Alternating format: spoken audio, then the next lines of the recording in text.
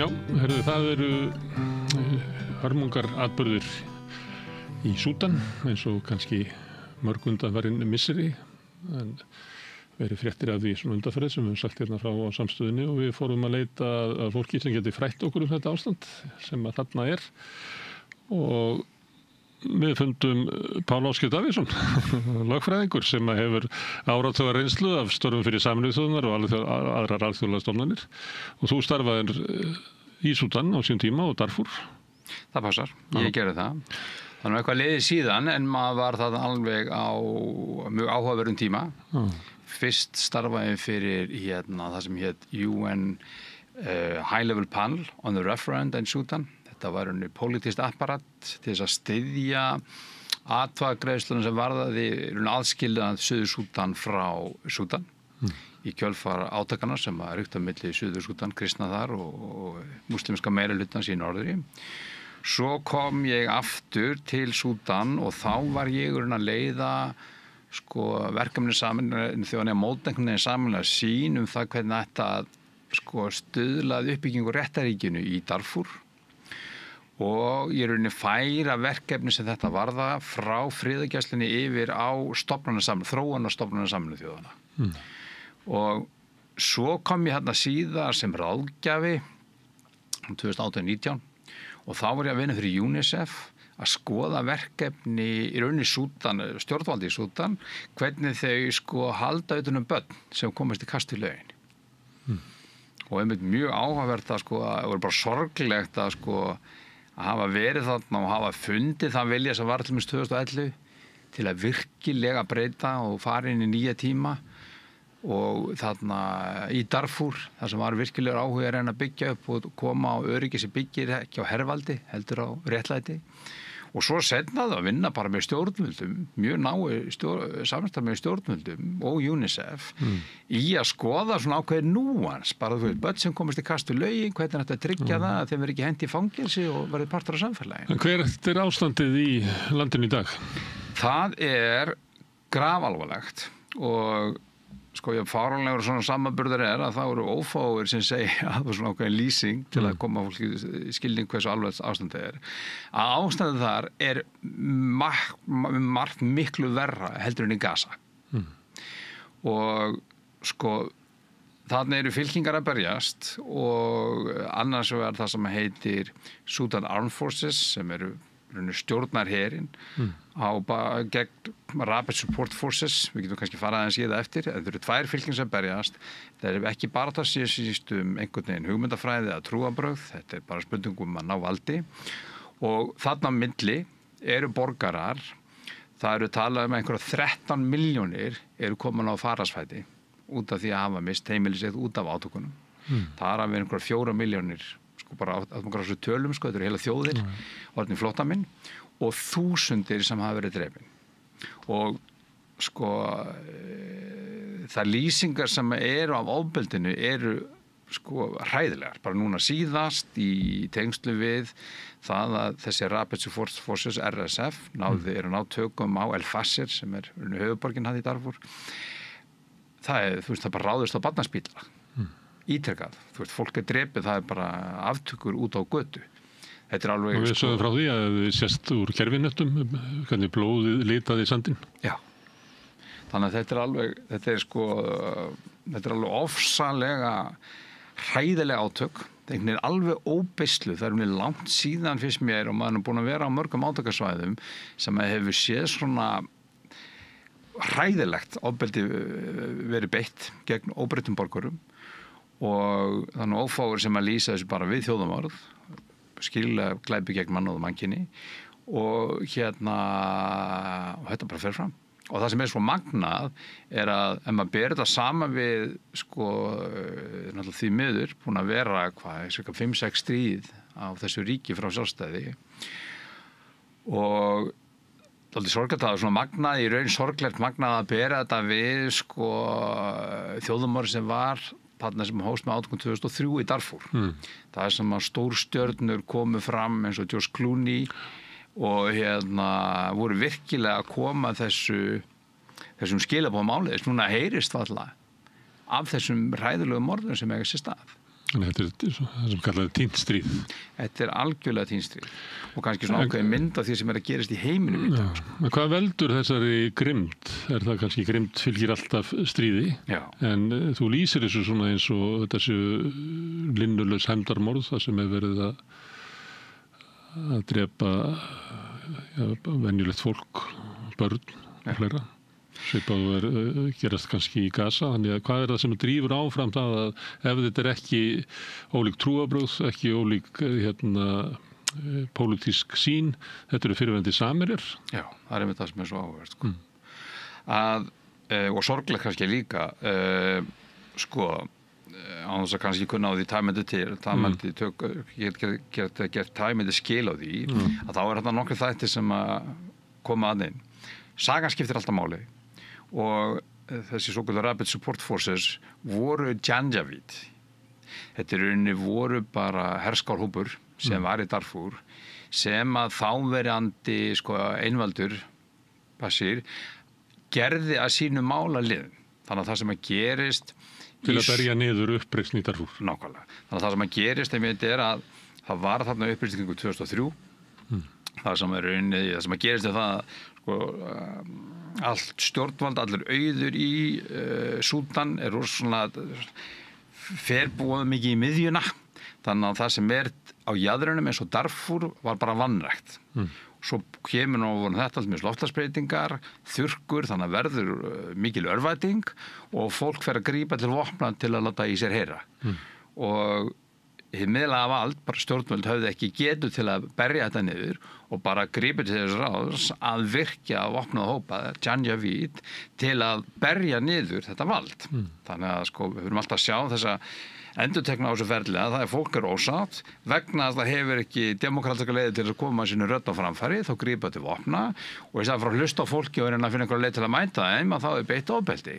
Og þarna var og ofbeldi sem frá eiginlega hópum sem heyri ekki undir stjórnvöld, heldur að gefi frítt spil eiginlega. Já, þannig að þetta er bara eins og stjórnvöld fengi bara einhverju klíku til þess að berjast gegn einhverju annari klípu. Þú myndi gefa vopn og verju til þess og þá ertu náttúrulega að grafa undan einingu ríkisins og einhvern veginn að heimila beitingu þessa valds.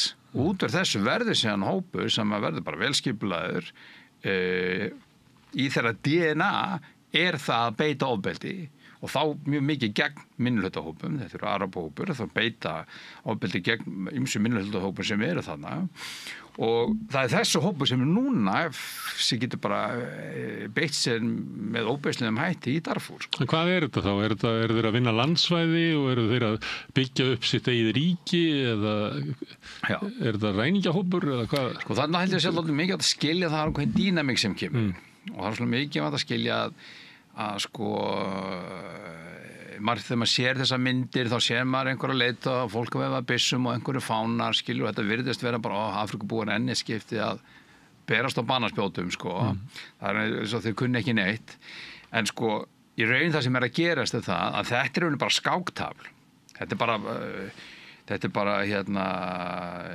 er bara bardagavöllur ýmissa velda sem að beita sér þannig að sem eru með utanakomandi sem eru með afskipta þessu. Nákvæmlega. Þannig að ef við skoðum og þannig það náttúrulega oft þegar það verða svona uppristur og svona þá það vegna þess að viðkomandi fá eitthvað stuðning annars staðar frá. Að þegar við förum úr einpóla heim í margpóla heim þá getum við kannski séð fram á meiri af átökum inn í til dæmis í Afríkuríkjunum. Já, það er einmitt þetta sem að maður hefur óneitanlega áhugjur af. Það er að í margpóla heimi þá myndast fleiri átakalínur og í heimi sem því miður við erum að þessa stefni í það sem að valdið fyrir að verða meira og minna óbeislað að þá þessu bara beitt markvist. Já, en þú sagði RSF sem að varst að lýsa þeim að þeir er eiginlega svona flokkur, vopnaður flokkur sem að stjórnvöld beittu fyrir sig til þess að kveða niður uppreisn í Darfur. Getur þú lýst stjórnarhernum? Er hann kannski bara svipaður eða er hann þeir sem að reyna að koma lög og reglu í landinu eða hvernig það var að líta á hann? Stjórnarherinn það er svona kallað talið vera hinn lögmæti her vegna þess að þetta er stjórnarherinn. RSF var búið að hrekja það þá meira og minna út úr höfuðborginni Khartoum og mjög svo til austurs, þannig að við skoðum með landakorti, þá ertu með Darfur og það sem RSF mjög mikið í vestri, svona suðvestur, og stjórnarherinn var búið að hreykja mjög mikið til austurs, bara nálægt jafnvel ströndum Rauðahafsins. Þeir hins var byggðu sér upp öflug bandalög, ýmissa sérstaklega Egypta, sem að styrkti þá, og svo komur fleiri eins og til dæmis Rússar og Íranir, sem allir vilja ítök á þessu svæði, og það gerði það verkum að þeir gátu byggt þessu styrk og í rauninni ítt RSF út úr Khartoum og í dag eru aðeins skýrar átakalínur. Þetta var svona eins og ákveðin mósaík, þar sem að SAF er meira og meira, stjórnarherinn meira og minna með austrið og RSF er meira og minna með Darfur og suðvestrið. Sko. Hvaða erlendu öfl styðja þá RSF? Já, það eru fjölmargar skýrslur, til dæmis frá Sameinuðu þjóðunum, sem benda bara ótvírætt til þess að Sameinuðu furstadæmin, United Arab Emirates, eru að styðja þá. Það sem að í húfi er gull. Það eru gríðarlega gullnámur, það eru skýrslur sem sýna að þarna er gull að fara yfir $2 billion frá Sameinuðu furstadæmunum, fyrir ekki frá RSF, yfir til Sameinuðu furstadæmanna, og Sameinuðu furstadæmin, sérstaklega núna þessum viðsvöruðu tímum, það er sem að gull fyrir að vera eitt af því fáa sem er svona eitthvað öruggt að fjárfesta í. Aldrei verið verðmætara. Já, nákvæmlega. Það bara ýtir undir þetta. Og svo er það náttúrulega líka fleira að Sameinuðu furstadæmin hafa verið að fjárfesta í þessu landi. Sameinuðu furstadæmin standa frammi fyrir því að olíuauður þeirra fer þverrandi. Þau vilja finna aðra leiðir til þess að hafa ítök. Hvað er í húfi í Súdan? Þú talar gríðarlega stórt ríki með mikla náttúruauðlindir, olíu og gull meðal annars. Þú hefur mikla stjórn yfir og aðgang að Rauðahafinu og þarna fer stór hluti af viðskiptum heimsins í gegn. Þannig að þú komið með stjórn á landi, á vatni, á auðafum og aðgang að viðskiptaleiðum, þá þú komið ansi mikið. Þannig að með því að styðja þessa hópa, hvort sem það er stjórnarherinn RSF, þá þú komið með gríðarleg ítök í þessu landi. Þannig að þarna á milli eru bara borgar sem að líða fyrir þetta. En er þetta svona formlegur stuðningu frá arabísku furstadæmunum, eða er það þannig að RSF hefur náð gullnámum og allir vilja græða einhvern veginn, þannig að þeim tekst að selja einhverjum aðilum í arabíska furstadæminu gullið, sem kaupa það þá ódýrara og geta selta með meiri hagnaði á ört hækkandi gullmarkaði. Þannig að eru þeir að reka sig sjálfur bara með þeim að geta losa sig við gullið, að séu kaupendur að því? Já, þannig að Sameinuðu furstadæmin algjörlega neita þetta sé í gangi, en það eru til ansi margar skýrslur frá panel of experts hjá Sameinuðu þjóðunum sem bara benda til mjög skýrt að það er ákveðin tengslallu milli. Og bara veltan á gullmarkaðnum í Dubai bara vex. Já, og þetta er eitt af það sem setja sig fram. Við erum bara eitt gullmarkaður heimsins. Og með því að hafa aðgang að ekki bara, við tölum oft conflict diamonds, það er bara konflikt átakagulli sem við fara aðgang að gegnum átakasvæði, þá ert að fá aðgang að í rauninni ódýrum náttúruauðlindum. Og þetta er eitthvað sem við sérum við víða, hvort sem það er Súdan eða með Kongó, það sem að með því að viðhalda átökum, þá skapar fyrsta pólitísk ítök á landsvæðinu, þar sem að þú ert að beita þér. Öðrulega fariðu aðgangan náttúruauðlindum að vera að borga þér nokkuð skatt eða nokkuð sem að nýtist borgurum og þetta er ekki samkeppni sem byggir á hvað þau frá annum að fræðara fyrir ríkið og hvaða þjónustu þú veitir. Þetta bara byggir á beinum ítökum og mútum og vopnum sem hún lætur átakafylkingar að fá. Þannig að það er eitthvað til sem að hann bölvunin kringum náttúruauðlindir, resource curse, að ríki sem hafa mikla náttúruauðlindir en léleg innviði verða bara átakasvæði. Það er bara kannski ber þetta saman við Noreg sem fann olíu kringum 1970. Þú veist, það gerist ekki í Noreg að Rússar kom inn og Bandaríkjamenn og fór að beita norðurnormunum og móti suðurnormunum til þess að tryggja aðgang olíunni. Norðmenn bara stóðu styrkir á sínu og bara til þetta er bara okkar og við nýtum það með okkar hætti.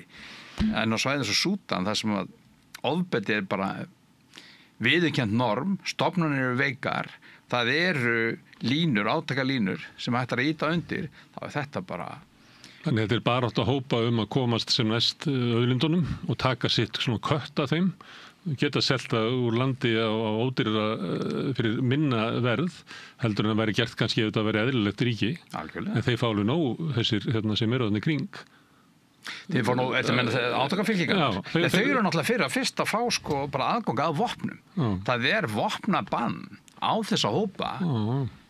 En sko með því að finna sér einhvern sponsor aðila sem er til að nýta sér náttúruauðlindar, fá það fyrir lítið verð, og bara lætur vopna á móti. En hvað er í Súdan sem að gæti kallast, ég veit ekki hvað kallað, borgarlegt skipulag eða pólitískt skipulag eða fleira, er það bara þessar átakafylkingar og svo er almenningur eiginlega valdalaus og hefur enga farvegi fyrir líklega vilja sinn til þess að koma á einhverju réttlátara samfélagi. Já. Sko, öll saga Súdan mótast af ákveðnum innræði eða hernaðarhyggju. Þannig að bara hvað var það, 56 að það verið sjálfstætt, einhverjum 8-9 árum eftir þá er einvaldur komin á fót sem að stýrir allt eftir sínu höfði. Þá ertu náttúrulega leið búin að draga úr öllu sjálfstæði stofnana, það er lítið borgarasamfélag, þetta er ríki sem var meiri svo tímu nýlendunar skipta milli Egyptalands, Ottomana og Bretlands, þannig að það var strax ákveðin skipting. Einveldir eiginlega hugsa aldrei hvernig þú byggir upp innviði, þannig að Súdan einkennist mjög mikið af því að það er lítið léleg innviði, veikbara stofnanir og náttúrulega margir hópar sem er að berjast í bökkum. Svo tekur við Bashir sem hervæði samfélagið og mér fannst það bara mjög áhort þegar ég var að vinna þetta til dæmis að skoða bara aðgang barna í réttarkerfinu og ég bara virkilega, mér fannst mjög flott margt af því sem fólki í Súdan var að gera en bara tölur voru að sýna 70-80% af þjóðutekjum var að fara í öryggisapparat ríkisins og meginþorrinn sneri ekki að byggja upp hervagn gagnvart utanaðkomandi ógn heldur til að halda fólkinu niðri en ekki menntakerfi, réttarkerfi og annað sem byggir upp gott samfélag. Þannig að það er engin svona grunnkerfi samfélagsins nema bara her og lögga. Já, og það er svona einhvern veginn búið að vera óbúslega lengi og her og lögga sem á allt sitt undir einhverjum einvöldum og svo ertu líka búin að gera eins og við nefndum að náður og þú ert með vopnaða hópa sem voru bara gefið nákvæm heimil til þess að gera það sem við vildu En auðvitað er mjög magnað til dæmis það sem gerist þannig 2019 þar sem bara fólk rís upp og steytir Bashir af stóli Það var alveg magnað Í vonum hvað? Já, það er alveg flott, ef þú raun skoðar þetta ferli og raun, þetta ferli, þetta ráð sem var sett upp, þetta Transitional Council sem var sambland af borgaralegri og hernaðarlegri aðilum frá bæði hernum og frá borgarasamfélaginu. Og herinn er þann inni vegna þess að hann er eina skipulagða systemið sem er til. Já, það er það, en líka vegna þess að þeir áttu stóna þátti að þetta myndi gerast. Þessi tveir aðilar, þeir tóku höndum saman í að steypa Bashir á stóli, þannig að þar lá valdið líka. Ég nefndi þetta bara vegna þess að fyrir okkur Íslendinga vægi hersins í svona samfélagi er ekki bara stærð hersins, heldur að það er ekkert annað.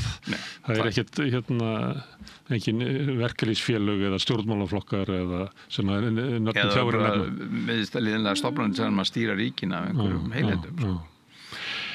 Já. Og þá var væntingin hver? Og þá var væntingin þegar það var bara þetta er svona þessi út úr kennslubókinni margt sem var sett upp, það var bara hugmyndin að reyna innleiða þessa stríðandi fylkingar í einn her sem er alveg grundvallaratriði, þú vilt ekki að þessu ólíki flokkar undir mismöndi strúktúr, undir mismöndi fánum að labba með vopn í landinu, þannig að það var eitt. Annað var það að færa smá sem að valdið yfir til borgarana og og annars sem tókst í tengslu við þetta var þetta Juba Peace Agreement, það sem að margir hópar sem voru að berjast, við erum búin að tala þetta ákveðna átaklínur, en það eru mjög víða á svæðinu, Kordofan og fleira, þannig að reyna að leiða þessar fylkingar saman í ákveðnum friðarsamkomulagi.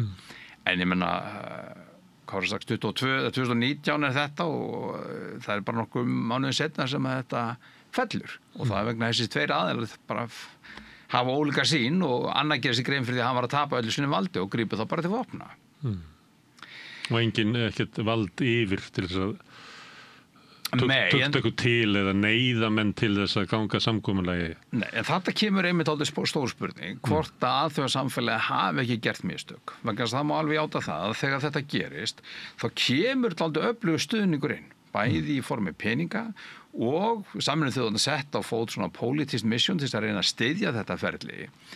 En sko það er tvennt sem gerir sem maður má svona aðeins velta vöngum yfir og það er annars vegar það að í rauninni mest allir peningu var bara lofað fyrirfram.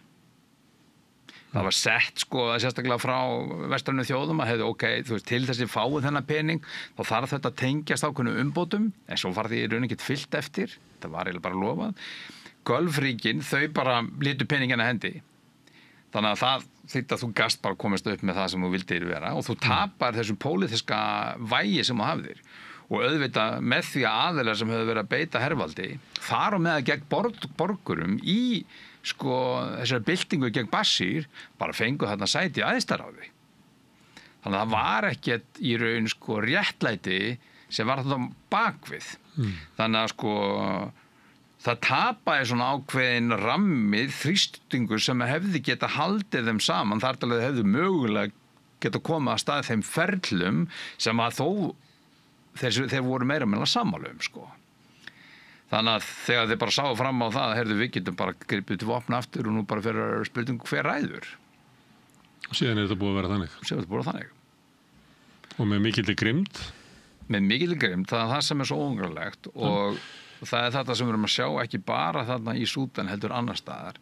Það sem að sko þeir sem hafa valdið eru farin að beita því alveg óspart.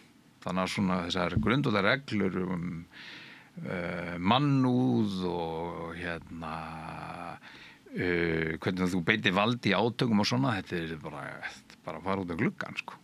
Og akkur það er það vegna veikleika alþjóðakerfisins eða fólk upplifir að það sé enginn að fylgjast með eða hvað, akkur erum við að versna sem mannskepnur?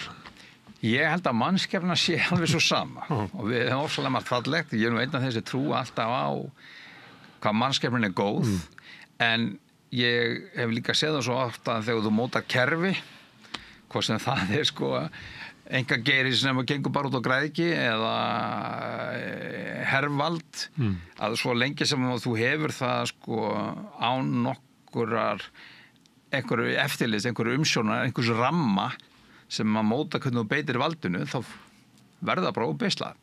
Þannig að það sem er því miður að gerast núna er það að það vægi sem alþjóðakerfið þó hafði í að fylgjast með beita ákveðnu pólitísku og jafnvel hernaðarlegu mótvægi við misbeitingu valds, það er meira menn að fara út á gluggann. Á hverju?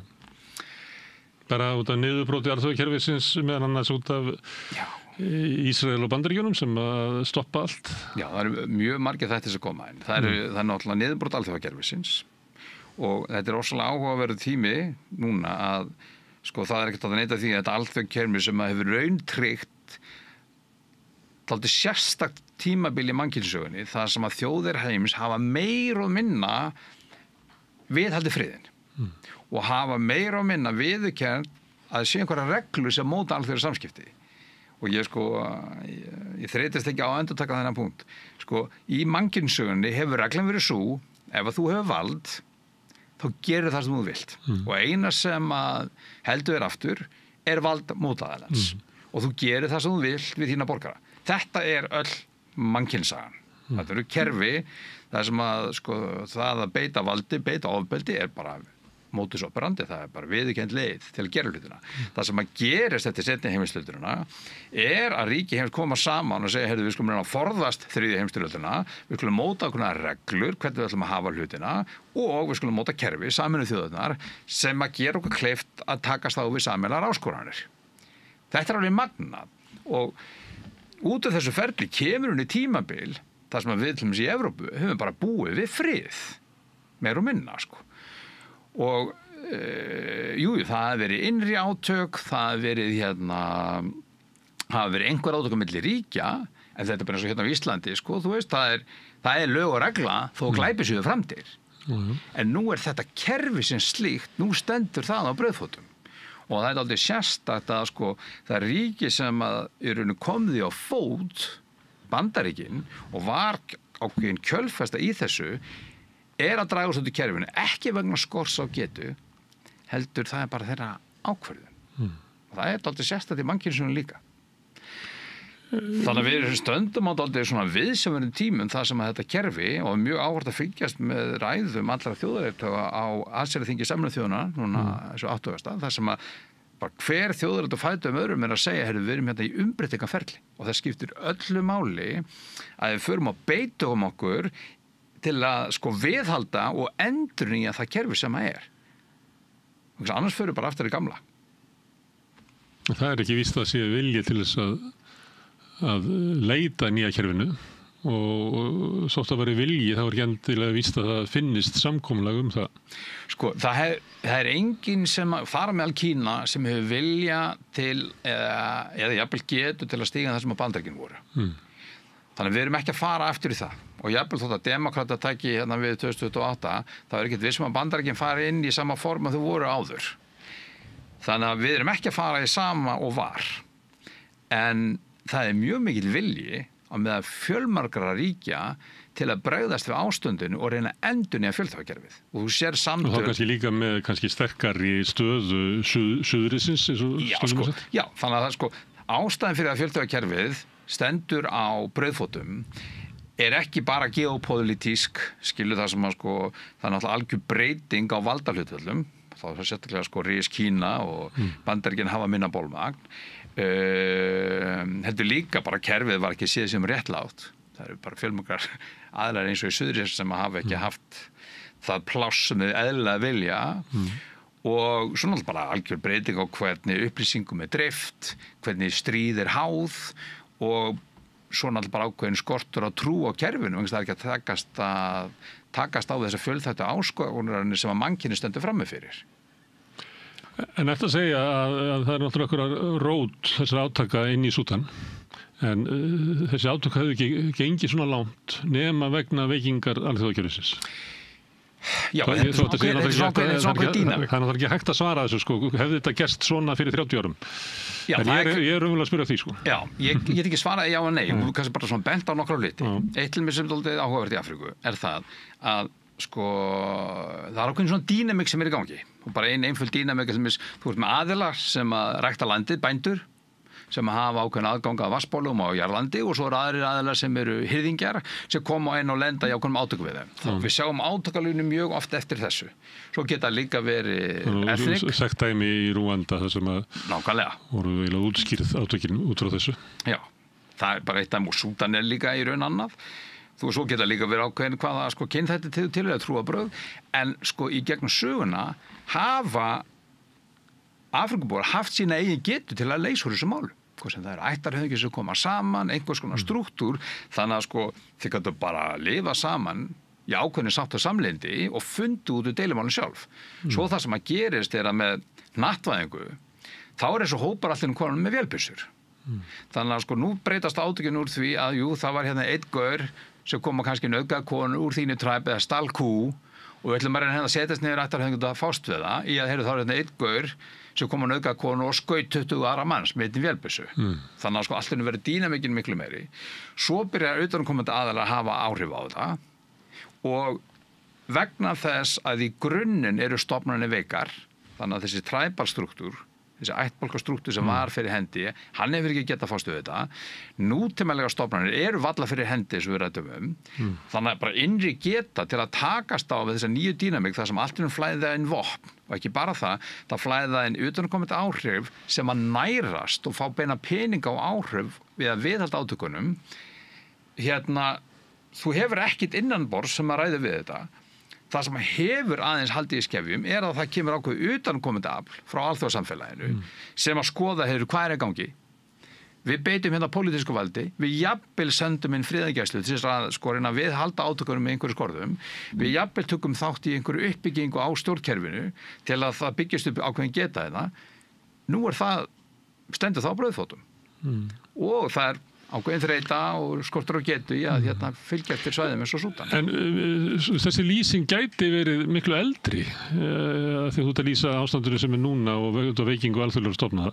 Við gætum sagt svona þegar tökum bara löndin í Vestur-Afríku, þegar þau verða sjálfstæð, þá það þeir sem leiddu sjálfstæðisbaráttuna sem oft kannski fólki við ströndina og í borgunum sem tekur við völdum.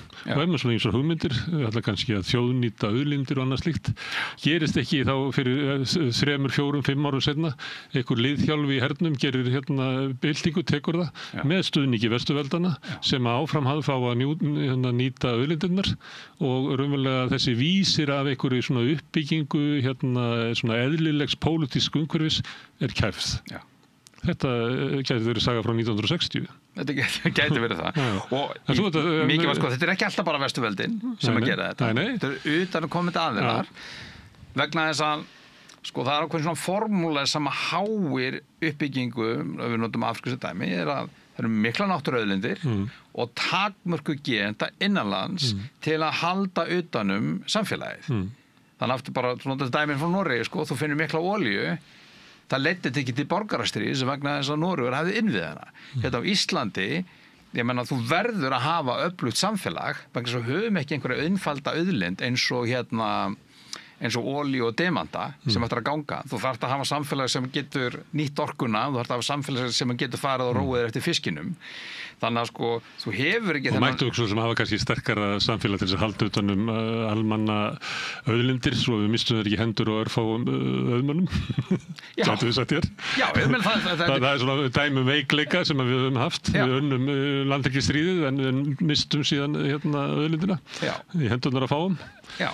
Og þess að ég ætla að fara að setja eitthvað samansammerki milli Afríku og Íslands. En það þetta, það þessi veikleiki sem í ríkjónum. Það getur verið, þegar þú talar samfélag, þá getur verið traust samfélag í ættborgarsamfélaginu, það getur verið vel haldið utan fólk. Já, heldur betur. En það þessi struktúr af stærra samfélagi sem að þessum ríkjum hefur skort og þau hafa ekki fengið tækifæri til að móta sjálf. Og nýlendutíminn var ekki til þess að hjálpa þeim í að móta það upp. Nei, og bara oft gaggjært, gróf undan stofnunum, skapað áthugunarsundrungu, Rúanda bara mjög gott dæmi um það, Súdan annað. Þannig að þessi ríki fara allt inn í sjálfstæði með veika stofnunir, ákveðna sundrunguna ríkisins, sitja síðan á miklu náttúruauðlindum sem að utanaðkomandi aðilar hafa séð sér hag í að nýta og hafa séð að þau geta fengið auðvelt aðgangað með því að viðhalda átökum.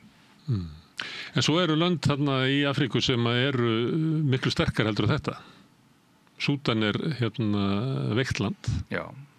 Og með margpóla heimi og meiri líkum af átökum auðlindir og eitthvað fleira, þá getum við búist við svona ástandi víðar. Meðan að alþjóðasamfélagið veikt. Já. En þá kannski ekki við alla Afríku. Nei.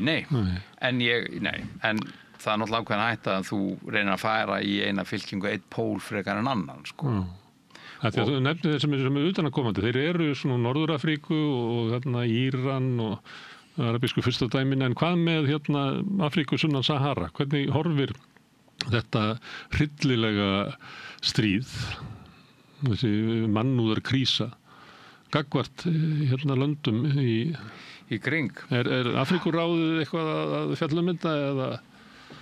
Já, þetta einmitt áhugaverð spurning maður hefur séð ófáa frá borgarasamfélaginu sem að segja af hverju við í Afríku ekki að bregðast við því sem að fólkið er að þjást. Hvernig bræður okkur systur að þjást í Súdan. Og samstæði Afríku milli fólks er eiginlega miklu meiri heldur en hjá okkur í Evrópu. Já, ég myndur ekki segja það á margan hátt. Þú gætir hitt mann sem að segja að ég er Afríkani áður en að nefni landið sitt. Já. Og náttúrulega því miður verður ofta að berast á banaspötum líka. En það er svona ákveðin sameiginleg nálgun að vilja hafa sterkari rödd og hafa meira sjálfstæði og geta fundið sko eigin leiðir út af þeim krísum sem að hrjá þessa heimsálfu. Afrikusambandið hefur verið að beita sér eins og tóku þátt í friðargæslunni í Darfur. Þau hafa allir með skýra línu það að það ber að virða þau landamæri sem að hvort það heitir útipósitið sem sko reglan að þú virðir þau landamæri sem þú fékkst jafnveg frá nýlendu tímanum sem alltaf mögnuð sín sem til dæmis verið notuð þess að gagnrýna Pútín sko, við erum ekki að fara að þvæla landamæri, við bara samþökkum það sem við fengum, það sökkar en við þurfum að vinna með það en það má ekki heldur neita því að sko Afríkuríki mörg hafa ákveðna hagsmuna af því það sem í gangi eins og fyrir Egyptaland sko þetta ekki bara spurningum þú veist bara allt vatn sem að koma til Egyptaland kemur frá Súdan það allt í húfi fyrir Egyptaland að það sé stjórn sem að situr við sem er stjórnvölin í Khartoum sem að vinnveitt Egyptalandi eða það sé engin nógu sterk stjórn sem að gæti verið óvinnveitt Egyptalandi það sé betra að hafa glundróða best að hafa eitthvað sem okkar skítal svo glundróði og svo skítal hinna það versta það einlega til að sjá það sko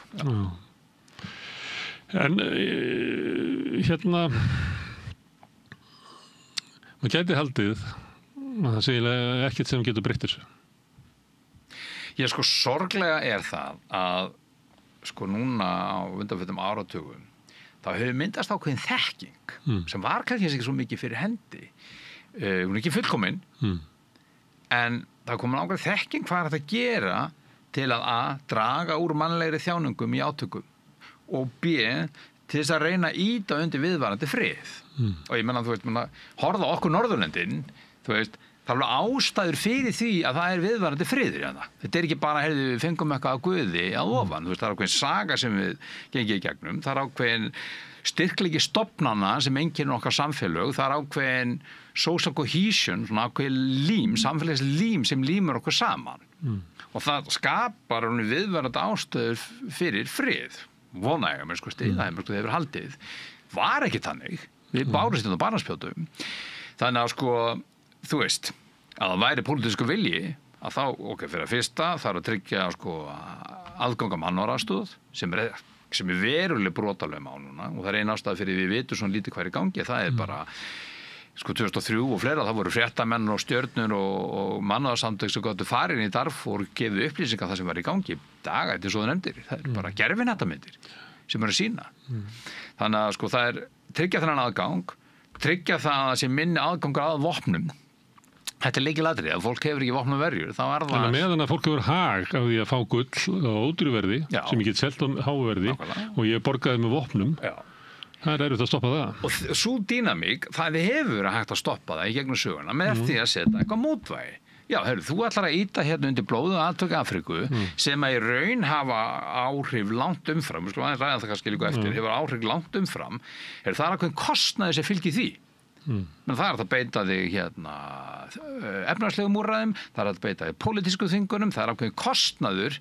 sem hefur oft fylgt því að vera ýta undir átök en þá þarftu sterkt alþjóðasamfélags sem reiðubúið að beita sér akkord núna ertu með öryggisráðið klofið og meira segja sko Vesturlönd ekki talandi einni röddu skilurðu og svo náttúrulega bara komið líka ákveðin þekking hvernig þú leiðir aðalega saman í að móta friðarsamkomulag hvernig þú reynir að byggja upp stofnanir þú veist það sem byggast langs tíma en það heldur bara þegar viðkomandi hafa hagsmuni af því leið og hagsmunirnir koma að ég græði bara meira á að viðhalda ófriði og þá get ég bara auðgast meira og ég bara það ekkert skemmtilegt líf sem að bjóða mér upp á sem fyrirverandi stríðsherra á eftirlaunum, ég gerði mig ekki það Nei.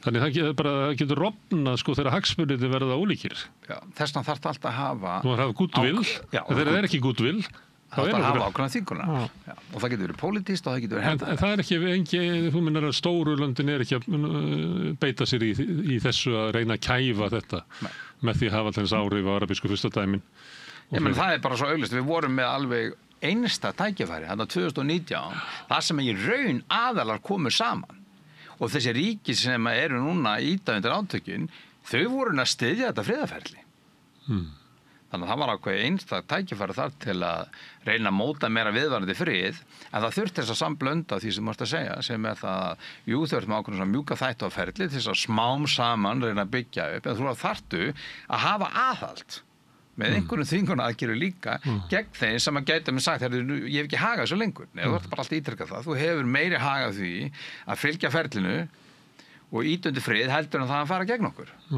Þú gæti verið mikil óvissa fyrir þig. Já, getur óvissa, getur betur þvingunum. Eða það að þú fyrir séð að þú munt tapa meira á því heldur en það.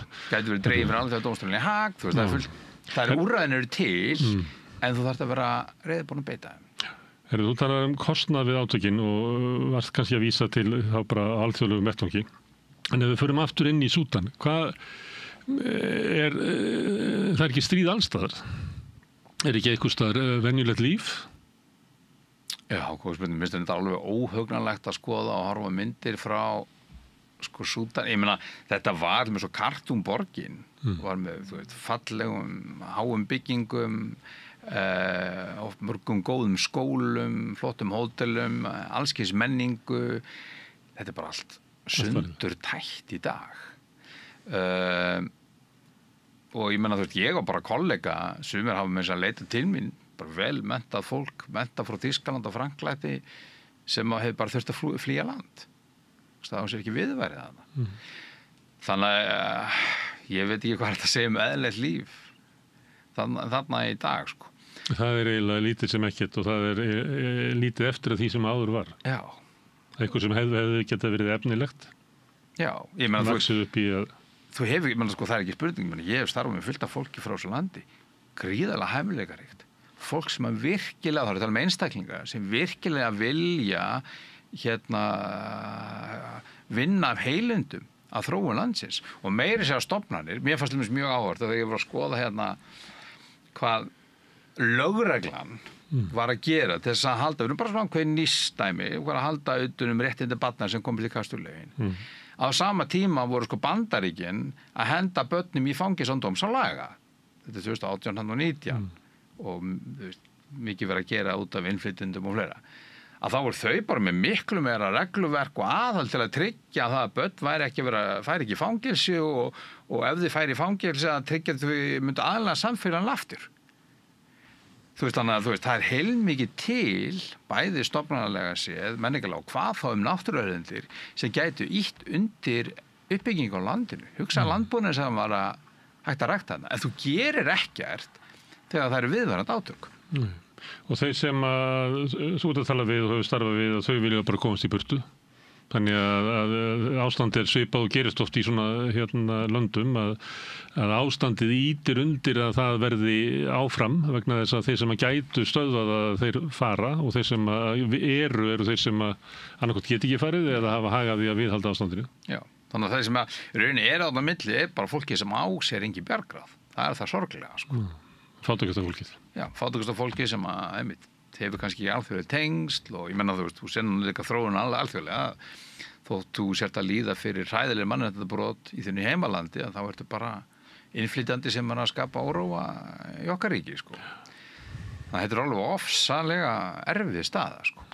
Og það sem að gerast þarna er ákveðin svona myndbirtinga áspanda heimsins. Það sem annars verður það ákveðið skeytingarleysi gegn gríðarlegu ofbeldi og ákveðin skortur og getu til að grípa inn í. Þó við vitum í raun hvað er í gangi og við þekkjum úrræðin. Heldur að það sé ekki vilji í alþjóðasamfélaginu til að beita þeim vegna þess að þetta eru svartir Afríkanar? Sko. Að það sé svona viðhorfum að þau eru hvort sem alltaf að drepa hvort annað? Sko, ein gagnrýni sem gegn alþjóðakerfinu einmitt það að við bregðumst gríðarlega sterkt við Úkraínu, við bregðumst sterkt við Gaza, við bregðumst ekki sterkt við Súdan. Er þetta ekki ákveðin tvískinningur? Það er kannski líka önnur sýn að það eru kannski minni geopolítískir hagsmunir þarna undir. Þetta er sambland af ofsalega mörgum atriðum sem gera þetta alveg gríðarlega erfitt. Og minni saga samskipti vesturveldana inn í Súdan. Já. Eins og Gaza samtvinnað sögu Bretlands og afskipta vesturveldana. Já, náttúrulega var Bretland var náttúrulega ákveðin annan íðildi herra og löng saga þeirra. Mjög sára taugin í Þýskaland og fleira sem og náttúrulega Úkraína inn í Evrópu en það vantar þessar tengingar. Já, en sko ég tel að það séu fyrir hendi. Ég meina sko, Súdan gríðarlega stórt ríki og einhver 7 ríki sem liggja landamæri þess. Ef að það brotnar niður, og það stefnir alltaf mikið í það, að þá sko mun það hafa ákveðin dómunaáhrif á svo margan hátt. Þú ert í rauninni að segja það, heyrðu, þú getur farið að beita valdi, eins og RSF fer að gera, og bara tekið yfir landsvæði. Þú getur meiri segja að gert það með þeim hætti að þú fremur rosalega mannréttindabrot. Þú bara byggir þitt velda blóði bara eins og Aztekar forna og það er bara allt í lagi. Þú bara stofnar nýtt ríki og bara kemst upp með það. Þú ert viðurkenndur annarkvort í júris eða de facto sem bara stjórnandi á svæðinu. Á svona svæðum þá myndast gríðarlega óreiða. Þetta gull sem að fara frá sko, Darfur og Súdan yfir til Sameinuðu furstadæmanna, þetta ekkert með einhver löggjöld skipafélögum. Þetta eru alþjóðleg glæpasamtök sem að græða á sig líka og það hefur áhrif annars staðar. Og svo þetta ýta undir náttúrulega allskyns sko, öfgahópa og það að sko, beiting og ofbeldi sé bara lægi í allskyns samskiptum. Þannig að sko þú getur ekkert loka bara af og loka bara allt það sem að gerast í Súdan sem gríðarlega stórt ríki inn í Súdan og við erum bara í fínu málum á Laugaveginum sko. Þannig að þetta spillir út frá sér. Já, það gerir það sko.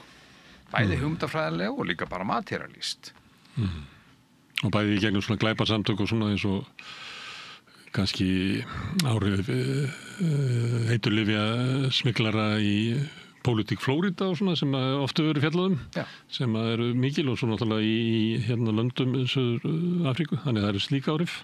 Algjörlega. En síðan náttúrulega fólk á flótta þarna. Fólk á flótta, við erum tala hvað var það álaga á næstu ríki. Heldur betur, já.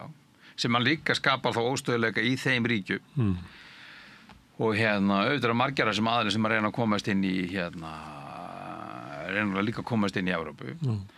Og sko þessi hugmynd að ekki bara loka vandamálið þarna í þessum heimshluta, það ekkert alltaf að virka. Og svo myndast náttúrulega ákveðin dýnamík þar sem að sko í raun ríki eins og Sameinuðu furstadæmin, Íran, Rússland, Egyptaland í raun að berjast ákveðið á þessum vettvangi. Þannig að sko þú skapar tilefni til átaka á milli ríkja með því að skilja eftir svona einhvern opin völl, það sem gull og tækifæri til áhrifa. Það sem að einn frekasti og ákafasti bara fær sitt. Já, nákvæmlega. Þá ertu að ýta undir geopólitísk átök. Þú ert bara með gullpotti liggjað þarna og þú ert með enga skýra stjórn á hvernig haldi utan um, þá bara grípa með til byssun og reyna að nýta sér tækifæri. En hvað hvernig gæti þetta endað? Það er ekki ekki tilhengið til mikilvæg bjartsýni stöðumyndir sem þú gefur. Nei, við skal játa það sko og það er ekkert sem að svona frábæra lausnin. Þú veist, nú erum við að skoða Súdan sem svona meir og minna skipt í tvennt og ég bara hugsa með fyllingi til þess sem að kannski að fara að gerast og búin að vera að gerast eins og þarna í Darfur. Það sem að sko hefur bara verið beitt gríðarlega ofbeldi og það er bara saga frá þessum hópum RSF, frá því voru Janjaweed yfir í RSF, þar sem að þeir bara beita bara við vinna útrýmingu minnultópa. Þannig að það er bara svona mannúðarlega sé mjög óhugnanlegt. Það er einn þáttur. Annað þáttur er að þú komið sko nokkuð neginn tvískiptingum milli og saga Súdan hefur alltaf verið svo og það er lengi sem að næra að halda öllu ríkinu undir einhverju stjórn. Við erum að tala eins og ég nefndi fyrir, það einhver 5-6 stríð sem hafa verið og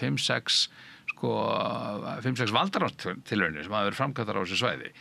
Þannig að það eru enginn sem náð að halda því alveg undir sér. Þannig að það eru mjög litla líkur að sko, stjórnarherinn ná að taka yfir allt svæði og það myndi gera það er náttúrulega bara frekar átök og kostnaður sem fylgir því. Þannig að við erum að tala einhvers konar aðskilnað á það að fara að viðurkenna RSF og þeirra stjórn En aðskilnað á grundvelli hvers bara bara þetta gamla málið, bara hvar herlínan liggur. Já, hver vann hvaða land? Já. Þetta er ekki byggt á ólíkum kynþáttum eða þjóðum eða ættbálkum eða... Nei, þessi átakalínur eru bara óbærslega mikið það er bara, þú veist, það er þessi aðili og það er hinn aðili og þeir eru bara að reyna ekki trú, ekki pólitísk vision. Nei. Og kannski ítreka það, hvað það pólitísk einhver sín, sko. Já. Það er alveg flott sko að margir þessu hópar eru óbærslega mikið með lýðræði og svona liberation og fleira í titlanum hjá sér sko, en oftast er það þannig að því meira sem þú státar sko lýðræði og frelsun í þínu titli þegar meira ert að sko beita fólk geta ofríki sko.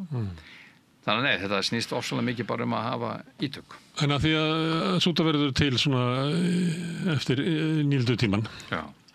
Og þú ert að segja að það verður erfitt að sjá að stjórnarherinn gæti náð völdum nema bara með einhverju stórkostlegum blóðsútillingum við að berja niður hinn herinn. Er það kannski þannig að Súdan er bara of stórt og sundurlaust og margbreytilegt til þess að sé raunhæft að það hangi saman sem eitt ríki? Ég held að það sé alveg. Þetta eru svona ákveðin þættir sem hafa alltaf gert Súdan mjög erfitt fyrir. Það er ofsalega stórt.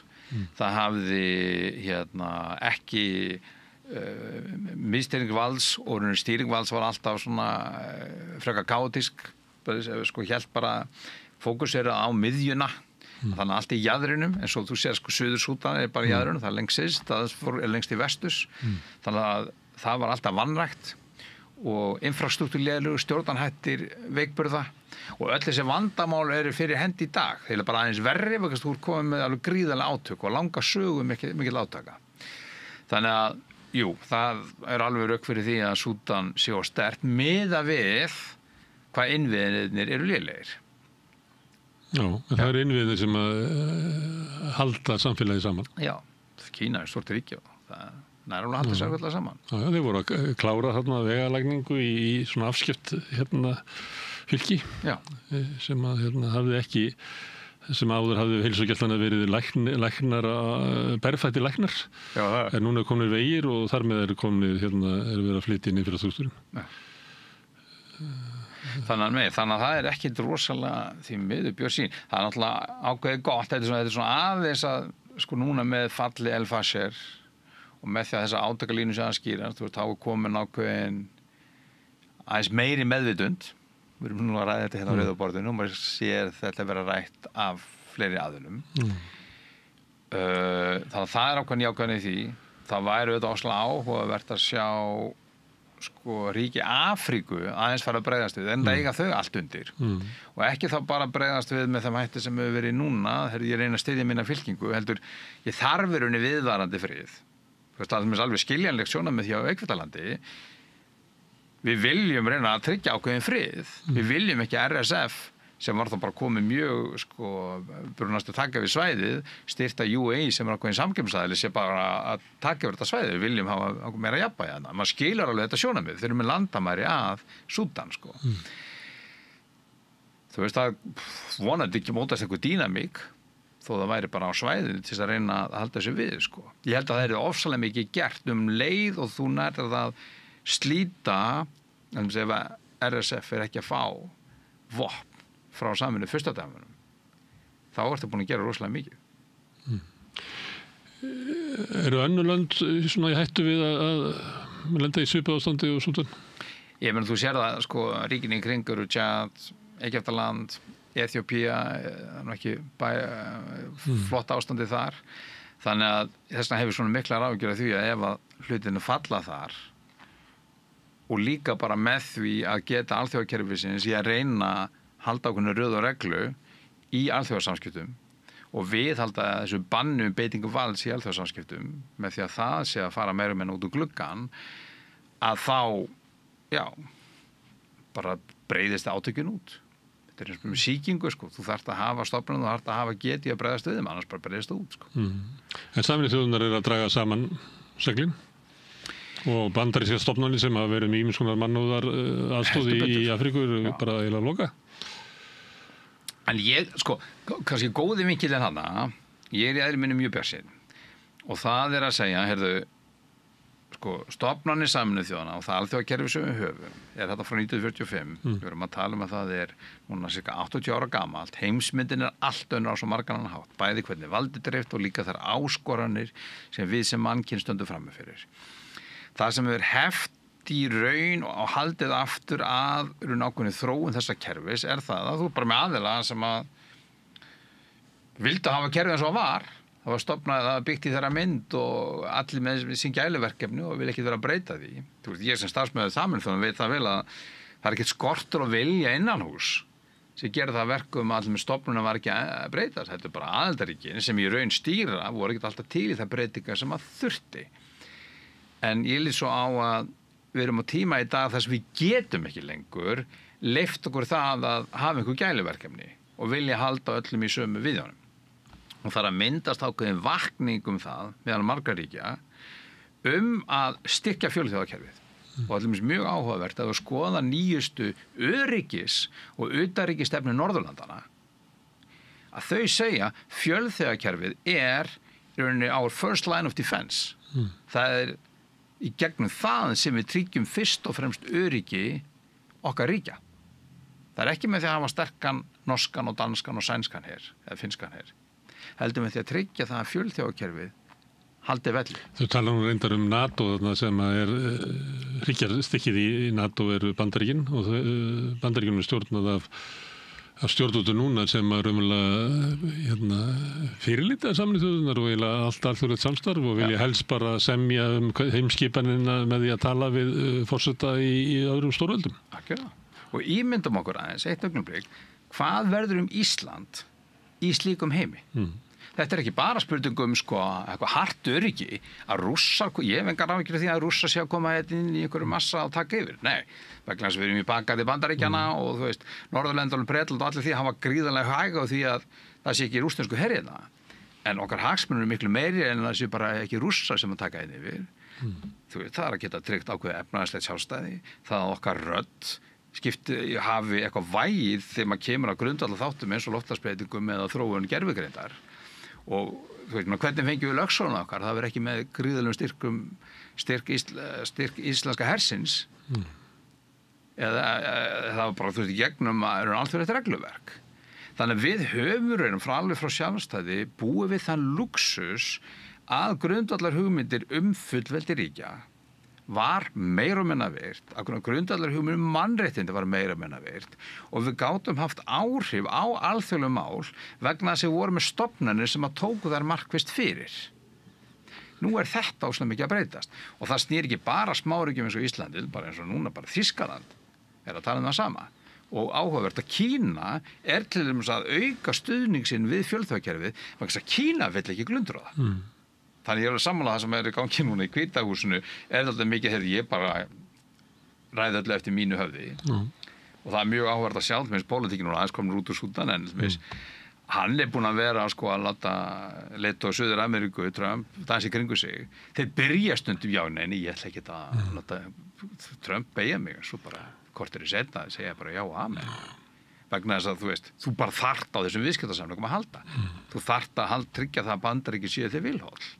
Í heimi þar sem að lög og reglur gilda ekki. En samt verða breytingar líka þótt að menn bukti sig fyrir honum og skellan og allt þetta að þá eru allir með alla sendifulltrúa, allir sölumenn allra fyrirtækja til dæmis í Kanada út allan heim að búa til ný viðskiptasambönd. Já, og þetta ekki bara hana. Singapúr að búa til ný viðskiptasambönd. Það að verða rosalega svona... Það er orðið of hættulegt að eiga of mikið undir viðskiptum við Bandaríkin. Já. En aðalpunkturinn ekki þessi hvernig alltaf mjög mikilvægt að við sem ekki bara segja, nú erum við Trump í Hvíta húsinu, það þýðir að Bandaríkin er óreiðanleg og við þurfum að vinna í kringu Trump. Nei, ég held að vandamál sé meira kerfisbundið. Trump komst að fyrir ákveðna ástæður og það er ákveðin, það er svona veikleiki í kerfinu sem gerða það verkum að það hriktir í stóðum þess og það fyrir okkur að hlaupin í Evrópusambandið að vera í NATO ekki að tryggja okkur 100% vegna þess að kerfið er alltaf ekki að virka. Þetta er eins og bara ef lögreglan var að hrynja hérna væri bara nóg að ég fengi allir Vesturbænum með mér í lið og þá er ég bara góður, nei. ég vil að Ísland sé áfram réttaríki. Þannig að sko maður að sjá fjölmörg ríki og ég nefni þarna Norðurlöndin og Þýskaland sem dæmi og jafnvel Kína sem maður segir, heyrðu, ok, og þarna held ég að sjá ákveðið tækifæri. En þú veist, fólk að deyja þá þarf Evrópa náttúrulega að hafa Evrópa í svolítið vanda, þeir svo háð Bandaríkjunum í öllum, þeir vil ekki styggja Bandaríkin. En ef þeir myndu taka þessa svona ákvörðun sem þú ert að segja, þá við verðum að taka þátt í uppbyggingu alþjóðakerfis án Bandaríkjanna og þau bara koma með ef þau vilja. Og ég held að það sé að gerast. Það sé að gerast. Já. Það við erum alltaf að auglýsa hérna eftir sko, svona leiðtogum í Evrópu sem að tala þannig. Ég veit það. Já, og segja hérna, við getum ekki hérna, farið í viðskiptastríð við Kína því að Bandaríkin segja það. Við bara við erum að búa til góð samskipti við Kína. Ég held að við viljum það alltaf. Við erum ekkert, ég held að segja, sko, ekkert endilega hagur Evrópu að vera sko, íta undir átök við Bandaríkin. En við þurfum að geta staðið okkar eigin fótum. Það rosalega mikilvægt og það ákveðna tillögu núna innan Evrópusambandsins sem muni gera Evrópusambandið miklu öflugra með sína utanríkispólitík. Þú veist, tryggja það, þessi ekki alltaf konsensus og bakvið öll, samþykkja alla ríkja og bakvið hérna öll atkvæði, að þessi hægt að taka fyrir ákvarðanir, það mjög í gangi sem að gefur ákveðna vonum að til dæmis Evrópusambandið verði öflugra pólitísk vald. Og auðvitað núna öll ríki Evrópu að byggja upp sinn hermátt, það mun taka langa tíma. En þá ekki Evrópa að fylla upp í gati sem Bandaríkin skilji eftir, frekar heldur en að móta hérna, traust hérna, alþjóðakerfi sem að við þetta friði, að Evrópa núna uppfulli að því að bæta upp fyrir hernaðamátt Bandaríkina sem að Bandaríkin að draga út úr Evrópu. Jú, það einsýn. Það einn þáttur sem að bara ein þörf sem að myndast. Svo lít ég svo á að það sé líka önnur þörf það sem að þessi ríki, og oft vitnaði það í Norðurlöndin, sem segja, heyrðu, jú, við þurfum að styrkja okkur hernaðarlega til þess að fylla upp það gat sem Bandaríkin að skilja eftir með því að þau séu ekki alveg að bakka okkur 100% með það. En svo á sama tíma þurfum við aðeins að hugsa fram á veg og segja hvernig alþjóðakerfi ætlum við að móta. Vegna þess að þetta kerfi, hvað sem okkur líka betur eða verið, í endurmótun. Þetta eins og aðalitari Sameinuðu þjóðanna, við þurfum bara að velja hvernig heim viljum við? Viljum við heim sem mótar á lögum eða valdi? Og fiskiforskinn sagði bara mjög skýrt. Ég held að þetta sé bara sami umbreyting. Ég aftur að vitna í síðasta aðsarþing Sameinuðu þjóðanna núna í september. Að ég held að bara sé sama umbreyting í gangi og var eftir seinni heimsstyrjöldina sem náttúrulega gríðarlegt umbótan hjá það sem bara á næstu 5, kannski pluss árum að komast á ný heimsmynd. Og á slíkum umbreytingatíma þá gríðilegt tækifæri til þess að hafa áhrif til góðs eða verra, hins verra. Og þess vegna held ég að við Íslendingar þurfum virkilega að hugsa hvað eigum við í húfi undir því að það sé fjölþjóðakerfi sem að virkar við sem smáþjóð og hvað ætlum við að gera og hvað höfum við fram að færa í þá nýju heimsmynd sem nú í mótun. Og þetta tengist Súdan vegna þess að ástandi í Súdan að sömuleyti afleiðing af veikingu alþjóðakerfisins og til þess að byggja upp gott alþjóðakerfi þá þurfum við að vita Súdan og átt okkur á því hvaða afleiðingar það hefur þegar að kerfi brotnar upp og býr til svona krabbaminn. Og það sem eins og nefndum aðeins, það bara það sem í gangi þar, það bara verulega hægt að það breiðist út og verði verra og þetta bara ákveðin birtingamynd hvað að gerist í heimi þar sem að fjölþjóðakerfið veikt. Fólk deyr á þess að við skeytum því og fólk deyr á þess að við bregðumst við því og svo bara heldur veikin áfram breiðast út. Skilur við. Herru, Páll Ásgeir, takk fyrir að koma hingað að ræða mannúðarkrísuna og Súdan. Takk fyrir ekki. En við höldum hérna áfram við rauðaborðið að reyna að skilja hennar heim og þetta samfélag og okkur sjálf. Næsti kafli eftir augnablik. Með því að ganga í leigjendasamtökin styður þú baráttu leigjenda. Leigjendasamtökin eru fyrir öll þau sem vilja vinna að réttlæti og öryggi á húsnæðismarkaði. Leigjendasamtökin.is